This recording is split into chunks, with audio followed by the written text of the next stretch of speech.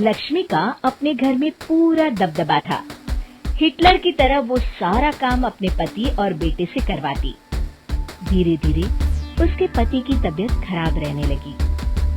सुनो जी, अब आप बुजुर्ग हो गए हो, काम में भी अब हाथ आपकी फुर्ती से नहीं चलते। अरे भाग्यवान, भगवान से डर। तुझसे मैंने शादी अपने इकलौते बेटे के अच्छे पालन पोषण के लिए की थी, लेकिन तूने तो उसका बेड़ा गर्क कर दिया। मैंने क्या किया? पढ़ाया लिखाया, अब नौकरी नहीं लग रही तो मैं कैसे जिम्मेदार हो गई? अब घर में बैठकर रोटी तोड़ रहा था तो मैंने कहा काम ही कर ले। एक तो भला करो और ऊपर से बातें सुनो। तभी सारंग वहाँ आ जाता है। बहुत भूख लगी है माँ, कुछ खाने को दे दो। अब तुम्हारे पापा का हाथ तो चल नहीं रहा है, मैं ही जा रही हूँ आज किचन में, बनाती हूँ कुछ। हे भगवान, कैसे होगा इतना काम मुझसे? लक्ष्मी किचन में काम कर रही होती है कि तभी अचानक उसे आइडिया आता है। अरे मैं भी ना, अरे यहाँ तो फ्री की नौकरानी ला सकती हूँ मैं, फिर मैं क्यों खाना बना रही हूँ?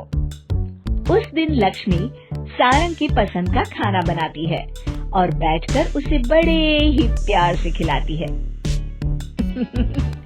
खा ले बेटा, खा ले, पेट भर के खा ले।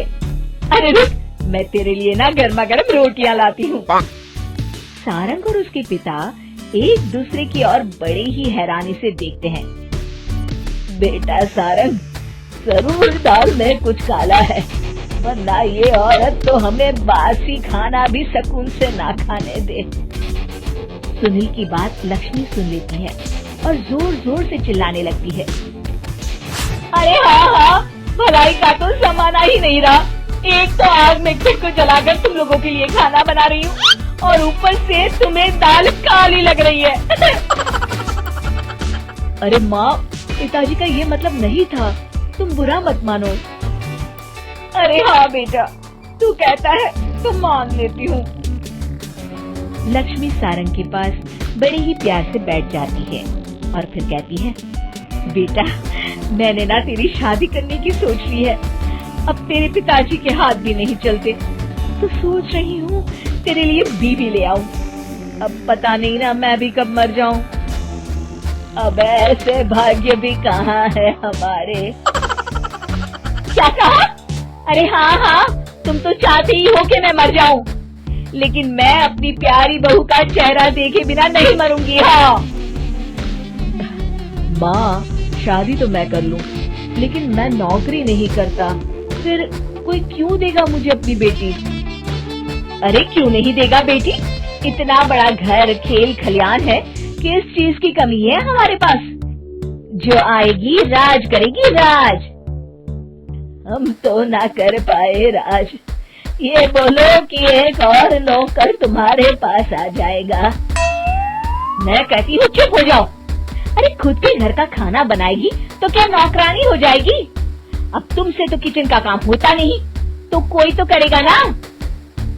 ठीक है माँ, तुम जैसा सही समझो बस।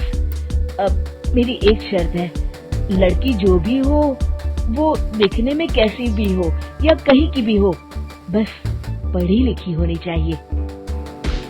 अरे हाँ, ला देंगे पढ़ी लिखी बेटा, मैंने कौन सा काम करवाना है उससे। हाँ। और फिर एक दिन पास के गांव की ही रति से सारंग की शादी हो जाती है। रति दिखने में बहुत ही सुंदर थी, साथ ही साथ काफी पढ़ी लिखी थी। रति को लक्ष्मी के सौतेले होने की बात पता नहीं थी। शुरू में जब रति ने सारंग को घर का काम करते देखा तो हैरान रह गई।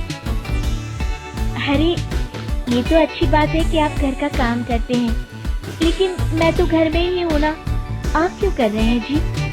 जाइए, आप नौकरी के लिए अप्लाई कीजिए ना। तभी लक्ष्मी वहाँ आ जाती है। अरे रति बहू, करने दे उसे काम। और हाँ, मेरे घर के कुछ नियम है, कायदे हैं, यहाँ बीच में ना ही बोलो तो तुम्हारे लिए अच्छा होगा। रति को लक्ष्मी की बात कुछ अजीब सी लगती है। वो समझ नहीं पाती है कि वो ऐसा व्यवहार क्यों कर रही है, लेकिन उसे लक्ष्मी के सौतेले होने के बारे में कुछ पता नहीं चलता है। फिर एक दिन तो हद ही हो जाती है।